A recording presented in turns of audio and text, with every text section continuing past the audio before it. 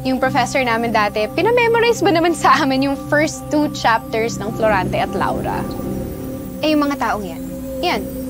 Sa tingin mo ba may pakialam sila kina Florante at Laura? Sa loob at labas ng bayan kong sawi, kaliluhay siyang nangyayaring hari. Sige nga, lecturean mo pa nga ako. Hindi naman sa ganon.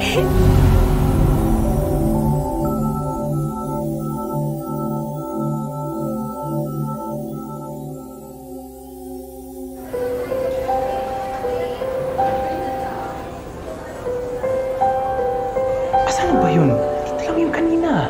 Kabisado na namin yung mga ganyang kwento, sir. Bayaran nyo na lang. Ako na bahala. Salamat. Mahilig din kasi ako tumingin sa mga ibang tao. Tapos iniisip ko, ano kayang mga problema nila? Kagaya ko? Let's make a deal. Ngayong gabi lang, sasabihin natin lahat. Lahat katotohanan. May asawa ko. Walang anak. Wala akong asawa. Wala akong anak. Ayoko magkaanak. Baka mamana niya lang yung depression ko. Huling gabi ko na to. Isusuko ko ng sarili ko sa pulis. Sa tingin mo ba, tayo ang may control sa mga nangyayari sa buhay natin? Eh bakit yung chewing gum mo? May control ka naman ah. Kung ngunguyain mo o hindi.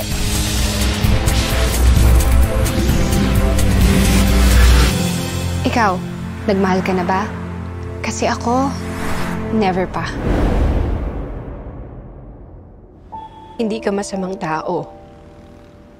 Tama ba na magdusa ang hindi masama?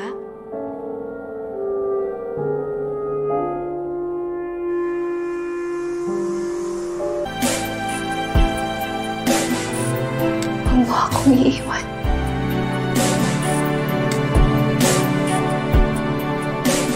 Hindi kita iiwan.